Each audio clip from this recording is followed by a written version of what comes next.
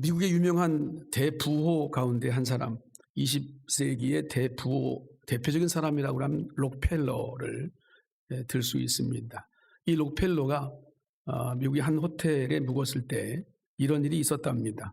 호텔 측이 세계 최고의 부자로 알려져 있는 그를 맞이해서 실수하지 않으려고 신중을 기했다는 거죠.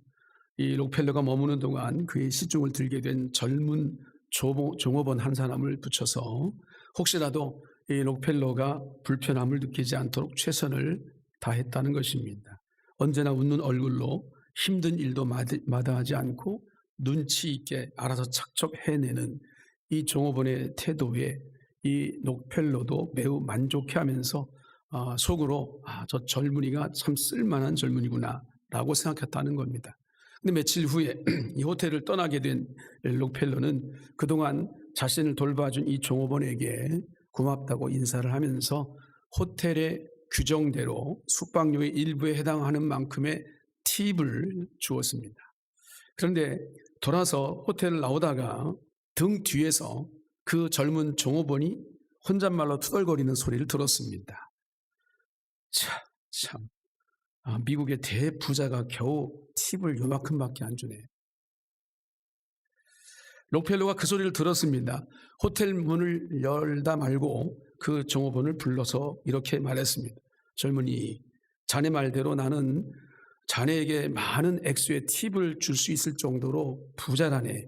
그러나 내가 자네에게 규정 이상의 팁을 주는 순간 자네는 호텔 서비스맨이라고 하는 당당한 지위에서 적선받는 거지와 다를 바 없는 위치로 전락해 버리고 마는 것이라네.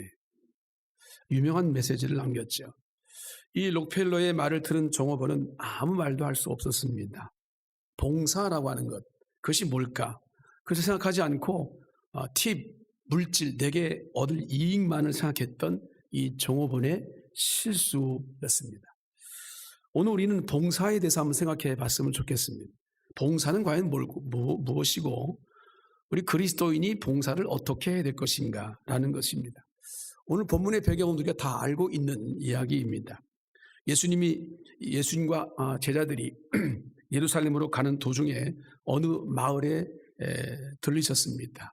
요한복음 11장 12장에 보면 이곳이 바로 나사로와 마르다, 마리아가 사는 세 자매가 사는 남매죠. 세 남매가 사는 그런 베다니라고 하는 것을 알 수 있습니다.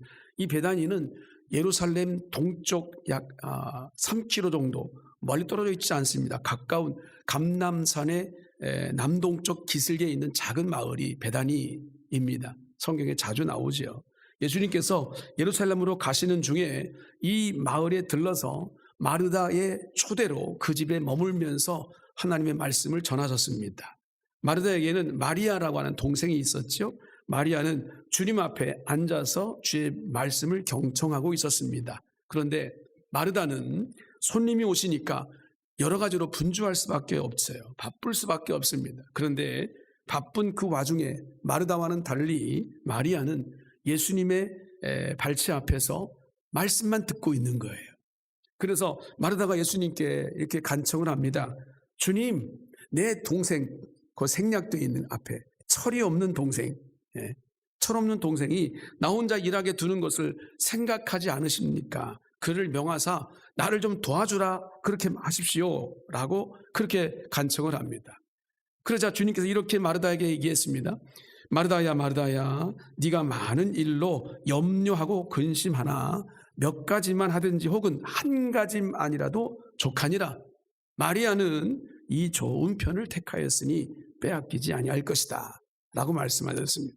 오늘 이 본문을 통해서 우리는 봉사에 대해서 생각하게 됩니다. 그리고 내 삶 속에, 그리스도인이라고 하는 삶 속에 나는 어떠한 봉사의 삶을 살고 있는가 라고 하는 것들을 한번 돌아볼 수 있는 그런 계기가 될 수 있으면 좋겠습니다. 한 세 가지를 말씀드리고자 합니다. 첫 번째는 봉사는 누구나 해야 하는 것이다 라는 거죠. 예수님이 마르다의 집에 오시니까 마르다는 대접하는 일을, 마리아는 말씀을 듣는 일을 선택했습니다. 그러니까 마르다는 대접하는 봉사를 한 것이고 마리아는 말씀을 듣는 봉사를 한 것이다. 자, 이 말에 대해서 여러분들이 아마 공감을 하지 않으실 겁니다. 어떤 분은 야, 말씀을 듣는 게 무슨 봉사야? 이런 생각을 할 수 있습니다. 여러분 여러 가지 인터넷이나 이 구글 앱을 통해서 봉사라는 이 단어를 영어로 한번 찾아보면 뭐라고 검색이 되냐면 첫 번째 나오는 단어가 서비스입니다. 봉사는 서비스입니다. 성경에도 마찬가지입니다.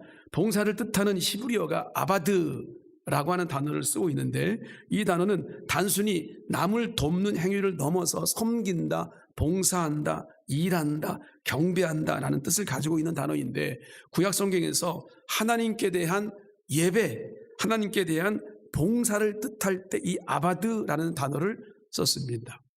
헬라어로 이 단어를 한번 찾아보면 봉사라는 단어는 디아코니아라는 단어를 쓰지요. 이것은 식탁에서 시중을 들은 하인의 섬김이라는 이 의미에서 유래한 단어가 바로 디아코니아입니다. 교회 내에서 하는 모든 섬김, 사역, 구제 이 모든 단어가 바로 디아코니아에 해당됩니다.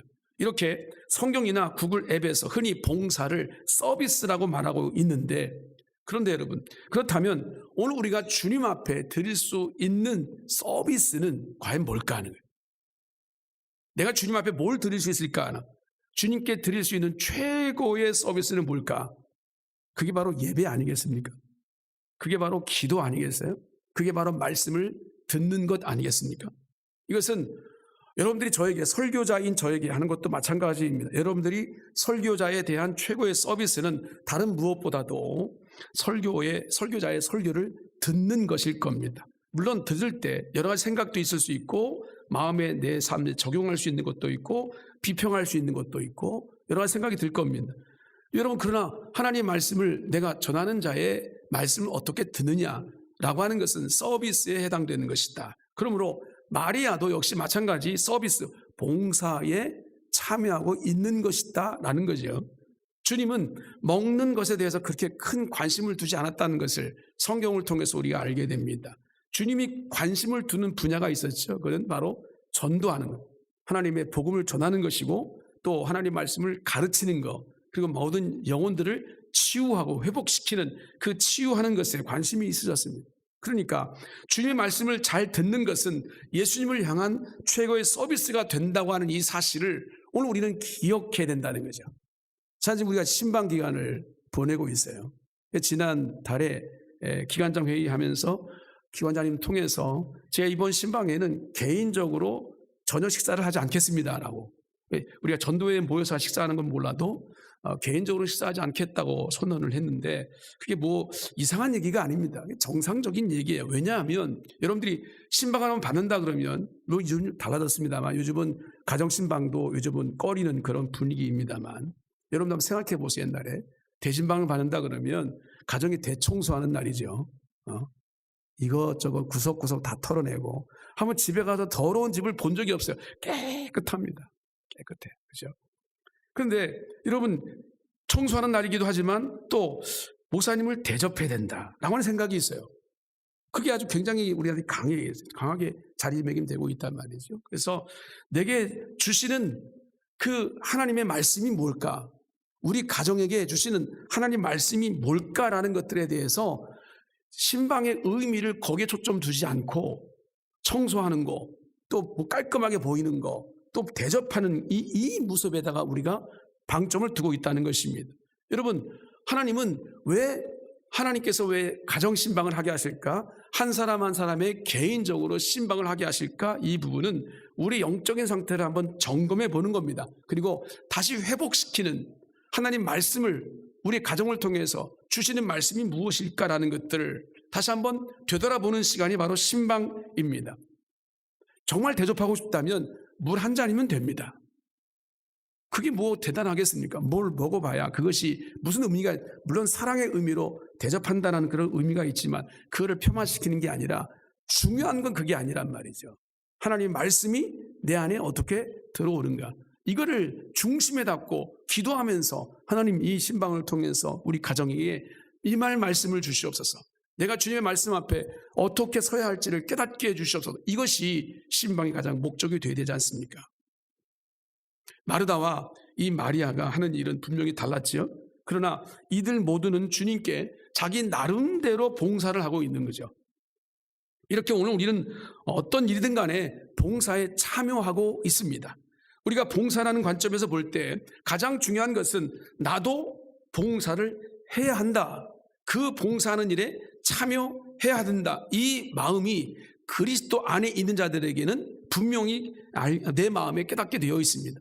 베드로전서 4장 10절 11절 말씀이 와닿지요. 각각 은사를 받은 대로 하나님의 여러 가지 은혜를 맡은 선한 청지기같이 서로 봉사하라. 만일 누가 말하려면 하나님의 말씀을 하는 것 같이 하고 누가 봉사하려면 하나님이 공급하시는 힘으로 하는 것 같이 하라. 봉사를 어떻게 하라고 분명하게 가르쳐주고 있습니다. 서로 봉사하라고 권면하고 있습니다. 봉사는 특정한 사람만 하는 것이 아닙니다. 열심히 있는 사람, 여건이 되는 사람, 뭔가 능력이 있는 사람만 봉사하는 것이 아니라는 겁니다. 하나님의 자녀로 부름받아서 믿음 생활, 주님 앞에 서서 주의 나라가 이 땅 가운데 이루어지기를 바라는 모든 성도라고 한다면 누구나 다 봉사를 해야 하는 것입니다. 봉사하는 데에는 예외가 없습니다. 교회 역사상 가장 아름다운 교회 대표적인 케이스는 바로 예루살렘 초대교회다, 그렇게 말하고 있습니다. 그 교회가 어떻게 섰는지 사도행전 2장 42절에 이렇게 말하죠. 사도의 가르침을 받아 서로 교제하고 떡을 떼며 오로지 기도하기를 힘쓰니라. 교제하기를 힘썼다 라고 말하고 있습니다. 그리고 또 44절 45절에는 이렇게 말합니다. 믿는 사람이 다 함께 있어 모든 물건을 서로 통용하고 또 재산과 소유를 팔아 각 사람의 필요를 따라 나눠주며 서로 섬겼다는 거예요. 자기가 가지고 있는 것을 가지고 서로 나누며 섬겼다는 거예요. 이게 바로 봉사입니다. 그렇게 그래서 초대교회 예루살렘 교회가 그렇게 유명한 겁니다. 그러면 이렇게 서로 섬기던 초대 예루살렘 교회는 어떻게 됐는가? 서로 그 큰 교회가 되면서 무너지기 시작했습니다. 왜 문제가 생겼을까요?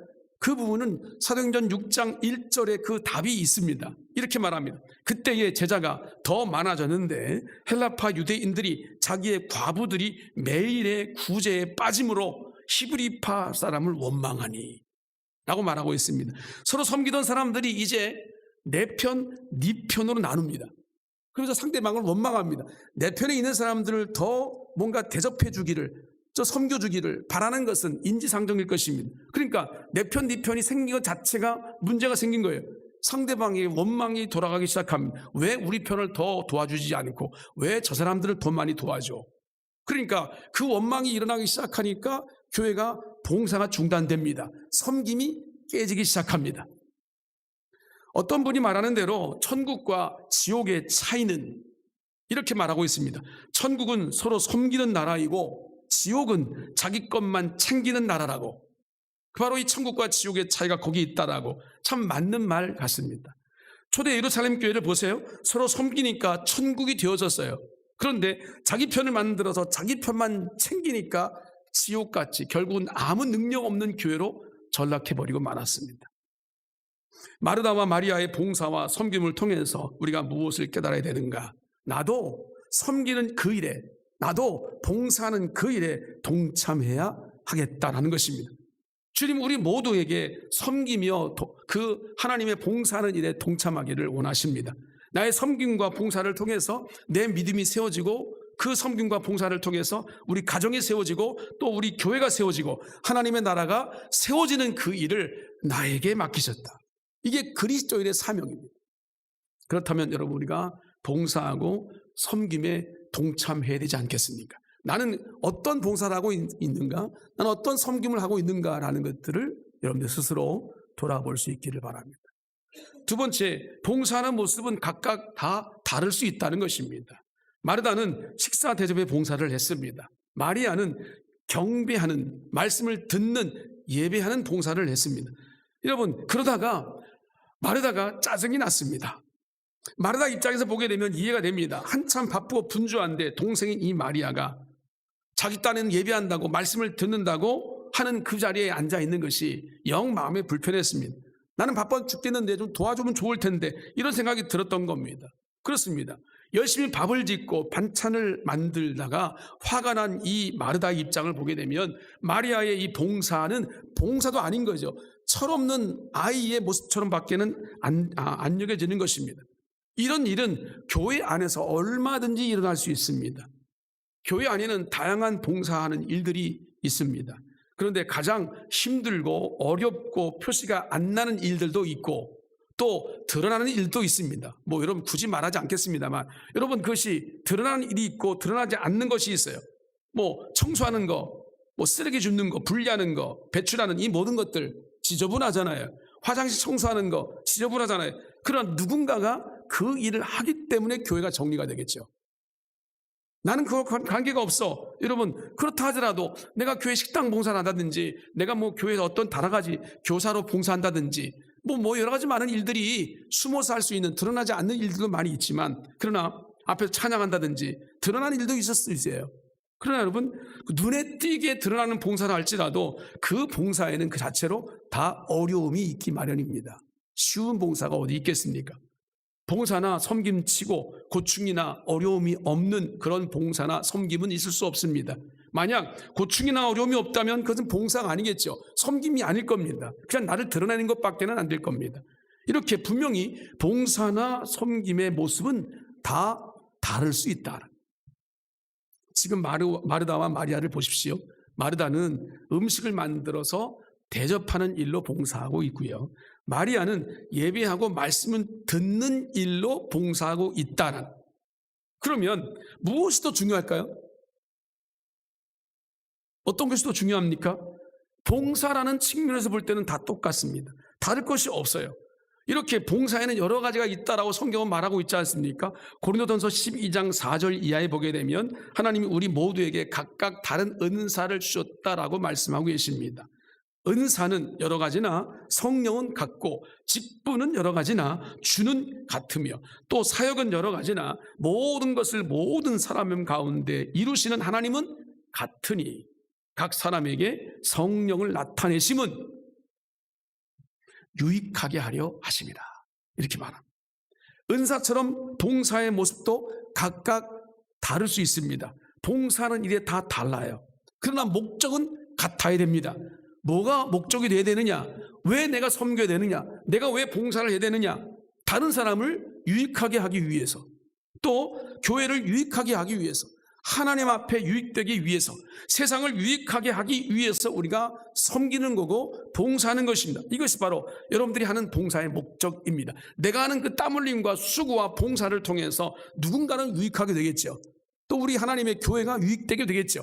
하나님의 나라가 아름답게 서가게 되겠죠. 그게 바로 봉사의 목적이다라고 성경은 말합니다. 여러분, 건물이 하나 세워지려면 수많은 공정이 필요하고 설비가 필요하고 기계가 필요하고 사람이 필요합니다. 그런데 이들 중에 누구 하나라도 자기가 맡은 일이 아무것도 아니다, 별거 아니야 라고 생각한다면 그 건물이 온전히 설 수 있겠는가라는 걸 생각해 보십시오. 먼 이야기입니다만 삼풍백화점 붕괴 사고를 다 기억하실 겁니다. 1995년 6월 29일 백화점이 무너졌습니다. 그래서 502명이 죽었습니다. 부상자만 937명에 달했다고 기록에 나와 있습니다. 대한민국 단일 사건 중에서 최대 사망자 수를 기록한, 아직도 그 기록이 깨지고 있지 않죠. 502명이 죽었습니다. 그 놀라운 사건이 벌어진 것은 그날 바로 1995년 6월 29일 오전 10시에 이미 균열이 생긴 것을 발견했습니다.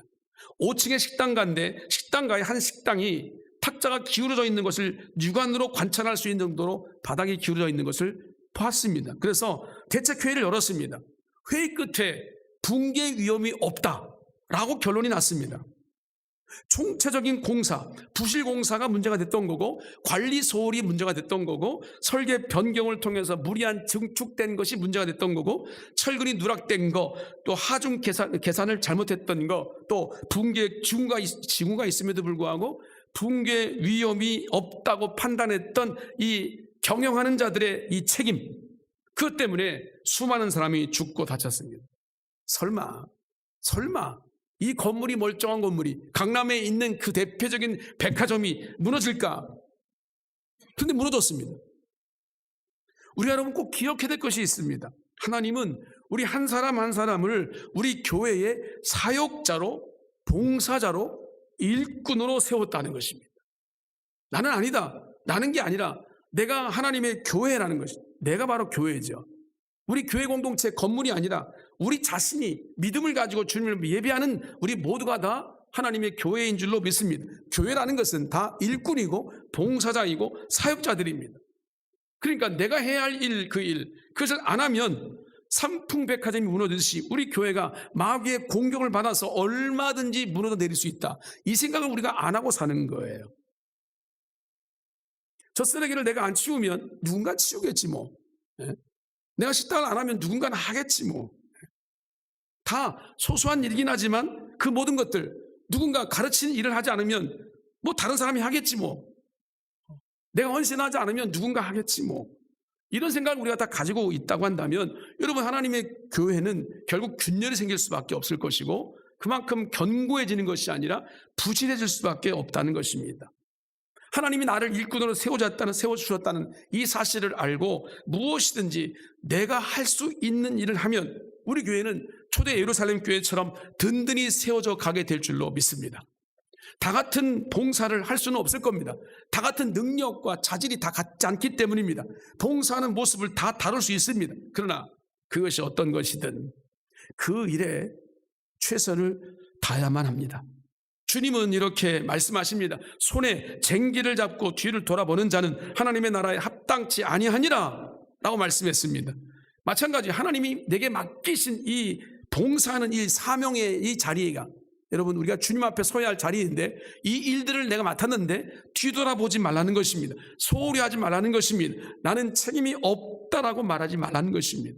이것이 바로 봉사하는 하나님 백성들의 진정한 자세인 줄로 믿습니다. 썬데이 크리스찬이라는 말을 요즘 뭐 하도 많이 해가지고 주일만 나오는 예배자, 주님만 나오는 교인 거의 그렇게 되고 있어요 요즘은. 옛날 한국 교회의 뜨거웠던 열정이 다 사라지고, 그렇죠? 새벽기도 열정도 사라지고, 3일밤 예배 열정도 사라지고, 금요 밤요에서 함께 부르짖고 간구했던 열정도 다 사라지고, 주일날 한번 딱 주일 나와 예배 나와서, 물론 여건이 그렇게밖에 될 수 없는 사람도 있을 겁니다. 그 사람들은 주님 앞에 내가 서야 할 삶의 자리, 봉사의 자리, 헌신의 자리, 그 자리가 어떤 자리인지를 찾아야 됩니다. 그렇지 않은 분들, 할 수 있는 분들이라면 여러분의 손에 쟁기를 잡고 뒤를 돌아보지 마십시오. 주님께서 오라 하시는 바로 그 자리, 예배하는 봉사의 자리, 섬기는 그 봉사의 자리에 나오셔야 됩니다. 그래야 교회가 견고하게 서는 것이고 주님께서 원하시는 뜻이 이 교회를 통해 이루어지게 될 줄로 믿습니다. 우리 모든 성도들 진정한 믿음으로 봉사하는 예배자들 되시기를 주의 이름으로 축복합니다. 세 번째는 내가 잘하고 즐겁게 할 수 있는 봉사, 그것이 무엇인지를 찾아서 여러분 그 일을 해야 한다는 것이죠. 본문에서 마르다가 식사 준비를 하다가 힘들어졌어요. 그러니까 예수님께 간청을 한 겁니다. 동생을 내게 좀 보내주셔서 나를 도와달라 하십시오. 도와주라 하십시오. 그러자 주님이 이렇게 말씀하셨잖아요. 마르다야 마르다야 네가 많은 일로 염려하고 근심하나 몇 가지만 하든지 혹은 한 가지만이라도 족하니라. 마리아는 이 좋은 편을 택하였으니 빼앗기지 아니하리라 그랬어요. 마리아는 자기가 좋아하는 것을 선택했다라고 주님 말씀하십니다. 그리고 마르다 너도 식사 준비하는 이 모든 봉사하는 일이 좋아서 선택한 것이다 라고 말씀했다는, 그러면 내가 선택한 것만큼 남의 선택도 존중해 주라는 것입니다. 그 선택한 것을 빼앗지 말라는 것입니다. 여기서 우리는 무엇을 배워야 되는가? 봉사는 자신이 잘할 수 있고 즐겁게 할 수 있는 일을 선택해야 된다는 것입니다. 그래서 즐겁게 봉사해야 된다는 겁니다. 내가 하면서 불평하지 말고 나만 내마다 쓰레기 치워, 나만 내마다 이렇게 굳은 일 해, 나만 왜 이런 일을 해야 돼? 그렇게 여러분 불평하지 말고 내가 하고 있는 일이 기쁨으로, 내가 하는 일이 참 재미있고 이건 의미 있는 일로 내 마음 가운데 와 닿아야 그 일을 하는데 기쁨이 있고 누가 날 도와주지 않아도 내가 선택한 이 봉사라는 것들을 통해서 내 기쁨을 얻고 만족을 얻고 주님께 영광 돌릴 수 있는 거예요. 그런데 내 하는 일을 누가 도와주지 않는다고 해가지고 그 사람을 시기하고 미워하고 불평한다고 한다면 여러분, 이것은 내가 선택한 그 일이 잘못됐다는 것을 스스로 증명하는 것입니다. 봉사하다가 마르다처럼 시기가 나고 질투가 나서 화를 내면 그 봉사는 의미가 사라져 버리는 것입니다. 우리의 봉사는 사람을 기쁘게도 하지만 궁극적으로는 누구를 기쁘게 하는 것입니까? 하나님을 기쁘게 하는 것이 봉사의 목적 아니겠습니까? 앞에서 우리가 살펴본 것처럼 서비스라는 이 단어, 참 좋은 단어 아니겠습니까? 그 의미를 한번 찾아보십시오. 서비스라고 하는 이 단어는 교회적으로 볼 때 주님의 일을 하는 것이고 교회의 일을 하는 것이되 그 의미가 있지만 더 넓게 말하면 오늘 우리가 예배하는 것이다. 예배하는 것. 예배하는 것이야말로 마리아처럼 오늘 우리가 하나님께 드릴 수 있는 최상의 서비스입니다. 여러분, 지금 최상의 서비스를 하고 있는 거예요. 여러분, 만약 식당 봉사를 하다가 한 2달 만에 한 번씩 돌아오시잖아요. 식당 봉사를 해야 되면 아침부터 일찍 준비하시고 또 하다 보면 예배를 못 드려요. 물론 앞에 영상도 있습니다만 영상이 잘 고장날 때도 있고 막 안 나올 때도 있다고 그러시는데 아무튼 간에 예배가 망쳐버려요. 그러면 사모하는 마음 가지고 어떻든 내가 말씀이라도 들어야 되겠다. 이 사모하는 마음이 여러분 가운데 있어야 되거든요. 예배가 왜냐하면 최상의 주님께 드릴 수 있는 영적 서비스이니까요. 그런데 요즘 우리가 이런 좋은 의미의 이 서비스라는 말에 대해서 앞에 뭔가 붙어요. 이런 이상한 경우를 만드는 경우가 많습니다. 입술, 영어로 립 서비스를 붙여보세요. 뭐예요? 립 서비스. 여러분 잘 쓰는 말, 립 서비스 한다. 이게 무슨 의미입니까? 말뿐이라는 거예요. 말뿐인 신앙, 말은 참 잘하는데 실천이 없다라는 거예요. 립 서비스. 또 눈, 아이 아니겠습니다. 눈 그냥 아이인데 서비스를 붙여보시면 아이 서비스가 돼버려요. 이건 주인이 나를 볼 때만 잘하는 척, 일하는 척하는 모습, 아이 서비스라고 그럽니다. 말씀을 듣는데 아멘 아멘 하는데 아멘만 하지 실질적으로 순종하지 않는 이게 아이 서비스예요. 실천이 없는 신자를 꼬집어내는 것이 아이 서비스입니다. 귀, 이어 아니겠습니까? 이어에다가 서비스를 붙여보면 이어 서비스가 됩니다. 윗사람의 명령을 들어준다는 거예요. 우리가 신앙적으로 바라볼 때 교회 와서 여러분들의 신자들이 목사의 설교를 그냥 들어준다는 거예요. 여러분, 이는 말씀과 전혀 무관한 삶을 사는 것을 빗대어 하는 말이거든요. 즉, 목사님 열심히 설교하십시오. 나는 그저 귀나 좀 빌려드릴게요. 들어드릴게요. 듣는 자가 있어야 되지 뭐. 이러면서 말이죠. 여러분, 이런 모습들이 우리 마음속에 정말 아픔으로 닿아요. 최고로 하나님께 드려야 될 것에 대해서 자꾸 형식적으로 올려가는 이 모습들이 우리 신앙의 경고장을 날릴 수 있는 그런 우리 경종을 울릴 수 있는 모습이 있어야 된다는 거죠. 감리교회 창시자 요한 웨슬레 목사님이 이런 말씀을 하셨어요. 천국에 가봤더니 천국에는 목사의 입과 성도의 귀만 있더라. 좀 던져주는 의미가 있잖아요. 목사는 참 일입 서비스를 하려고 애를 쓰고 여러분 듣는 귀만 있는 거예요. 우스운 이야기처럼 보이지만 참 무겁게 들어야 할 이야기가 아닌가 싶습니다. 그렇다면 나는 어떻게 어떤 일에 하나님 앞에 봉사하고 있는가라는 걸 생각해 보십시다. 그리고 그 일을 지금 나는 기쁘게 하고 있는가, 즐겁게 하고 있는가, 성실하게 감당하고 있는가라는. 주님은 우리의 봉사를 기뻐하십니다. 주님은 우리의 봉사를 지금도 지켜보고 계십니다. 봉사라는 말 자체가 내가 선택해서 하는 일이기 때문에 하나님을 향한 서비스라는 것을 기억하면서 우리가 봉사하되 충성스럽게, 봉사하되 성실하게, 봉사하되 정말 주님 앞에 아름답게 봉사해야 될 줄로 믿습니다.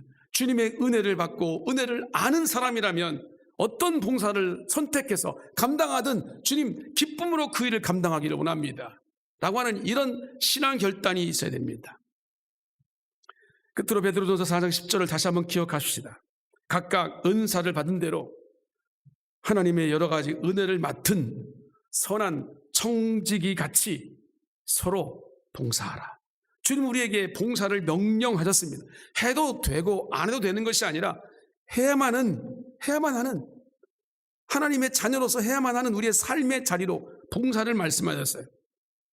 사랑하는 성도 여러분, 오늘은 사순절의 5번째 주일, 다음 주일은 종료주일입니다. 우리가 종료주일 고난주간을 맞이하면서 부활주일 이전에 오늘 우리는 우리의 삶 속에 우리를 여기까지 인도하신 주님의 은혜와 십자가의 사랑을 우리는 기억합니다. 그 은혜를 받았기 때문에 오늘 우리는 여기에 앉아 있는 것입니다. 예배하는 자로 서는 것입니다. 그 은혜와 사랑이 있기 때문에 내가 목적 있는 인생을 살아가는 것입니다. 여러분, 우리 인생의 목적을 내가 빼버리면 뭐만 남겠습니까? 우리의 쾌락만 남을 것이고 육신적인 일만 남을 것이고 결국 그 모든 것들은 허탄한 인생으로 전락해버리고 말 것입니다. 사순절의 마지막 이 5번째 주일을 맞이하면서 하나님께 받은 은혜를 다시 한번 기억하십시오. 그 은혜를 입은 자라면 그 은혜를 입은 자답게 은사를 받은 대로 봉사를 하는 것이 마땅한 것입니다. 충성스럽게 성실하게 봉사하는 것이 우리의 사명인 줄로 믿습니다. 내가 할 수 있는 최선의 것, 주님 그 일을 감당하되 최고의 서비스인 예배자로 주 앞에 서 나가는 자가 되기를 원합니다. 이 봉사를 통해서 교회가 세워지고 이 봉사를 통해서 이 나라 민족과 열방까지 하나님의 나라가 든든히 세워져가는 진정한 하나님의 백성 되기를 원합니다.